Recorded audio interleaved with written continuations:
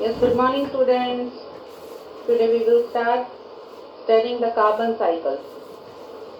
You know the carbon is an element which is found throughout the universe and it is very important for all our living beings, and without carbon we cannot imagine the life on earth.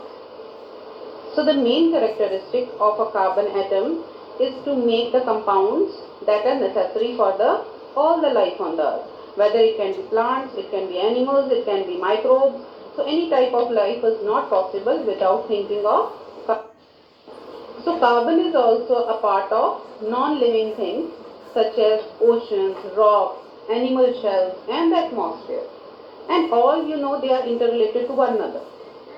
So we cannot say that carbon is not there anywhere.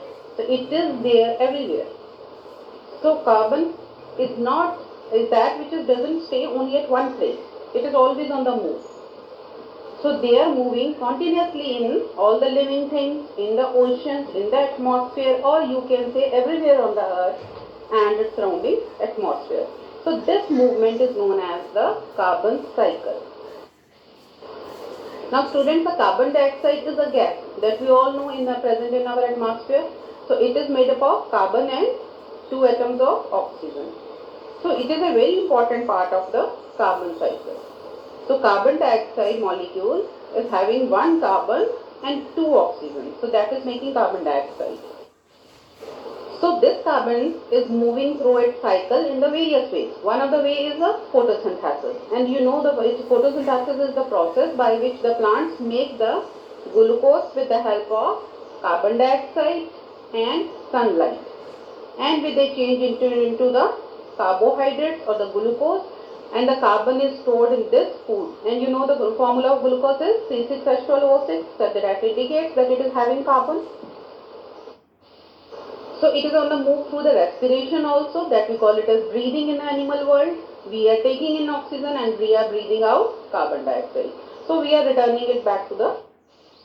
So this is, you can see in this figure that we are taking in the oxygen and that is being again taken up by the plants.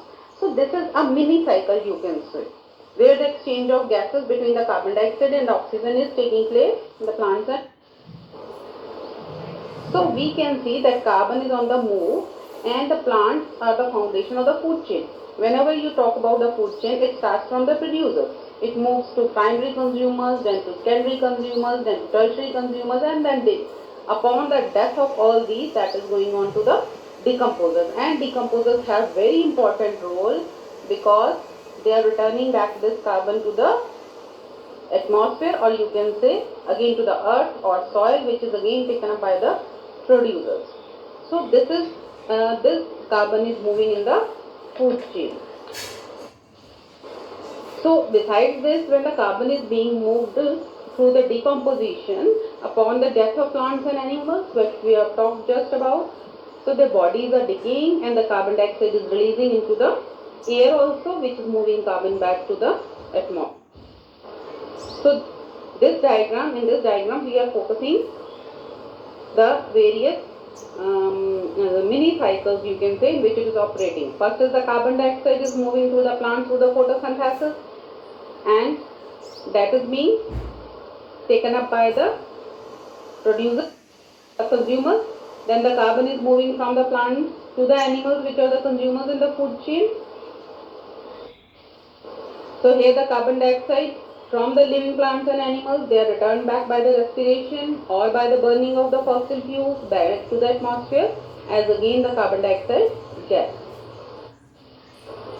So when upon the death of these plants and animals occur, so by the decomposition or by the action of decomposers, they are microbes which are acting on the dead bodies, they are again converting the carbon which is stored in the dead bodies into the carbon dioxide.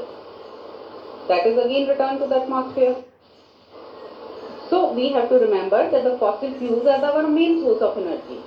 And we all are using, fossil fuels in the cars, trucks, buses, trains, planes. So without fossil fuels, we can't have the imagination of our automobile industry or transport. So we are generating electricity also with the help of fossil fuels, with the generators. we are burning the coal or the natural gas to burn, which is converted to the heat water, and this water is changing into the steam, which is turning a turbine, which is turning a coil of wire inside a magnet, which is generating the electricity. So we are using the large generators also to be used in our homes, in schools and workplaces where a power requirement is very large. We are using the large generators also. So besides this, the power in all the factories that we are using in the form of coal or fossil fuel or burning of some fossil gas. So we are using as a source of energy. So we are continuously using carbon and we are emitting also into that form. So from where this type of fossil fuels, oil, coal and natural gas is formed? Obviously they are found from the dead bodies or the remains of the plants and animals. So although they have been stored long time before and we are using it now. So in order to use the fossil fuels as energy, we have to burn them. And when they burn, the carbon dioxide is given off and in this way it is returned to the air. That means the cycle is complete. So carbon is on the move again. It was stored and then now it is again moved. So some of the carbon is cycled back through carbon dioxide to the plants, particularly the trees. So what we have accumulated in the atmosphere, that is again being taken by the plants. So some portion of it is being again returned to the earth, you can say, and that is stored in the plant. Now we can see the carbon cycle in detail. So first you can see the carbon, how it is starting, the carbon dioxide cycle. The carbon dioxide is taken by the photosynthesis. It is again being taken by the photosynthesis by the trees. Upon their death, the dead organisms and the waste product, either it is converted to fossil fuels or it is taken by the root respiration or it is taken by the auto and factory emissions. It is again being returned to the atmosphere. If this way is not there, then it may be taken by it may be returned by the animal respiration or by the plant, or when it is taken as plant respiration, it is again removed by the animal respiration and by the plant respiration. In the night the plants, they are doing the respiration. So in that case they are also releasing carbon dioxide. So that is why you are always told not to go near to the trees in the night, because they are emitting or releasing the carbon dioxide.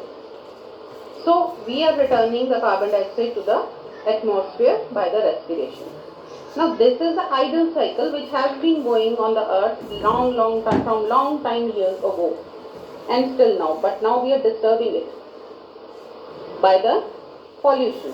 We are increasing the carbon dioxide percentage in the atmosphere by emitting from our factories, industries, automobiles, burning fossil fuels, and by decreasing the amount of plants. So those who were the sink of carbon dioxide, we are decreasing their amount. We are clearing the forest. So both ways we are increasing the carbon dioxide gas in the atmosphere. So this accumulation of carbon is causing the global warming. So I hope you have cycle. So when we can break up into two, that is land carbon cycle and the atmospheric carbon dioxide cycle. In the land carbon ocean. In the land carbon cycle, the carbon is entering into the atmosphere through natural processes that I have told you by the photosynthesis. So, and the majority of it is in the form of carbon dioxide through respiration. Decomposers are doing their work. So we are here symbolizing the equations for it.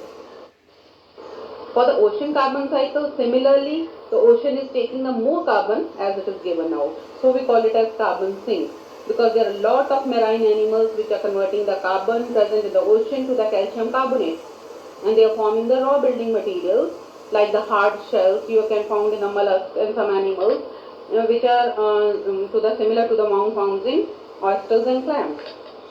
So when the organisms with the calcium carbonate, their shells are dying, their body decomposing, so they are leaving behind their hard shells. So that is a store of the carbon in the oceans. So these are accumulating on the sea floor and are eventually broken down by the waves.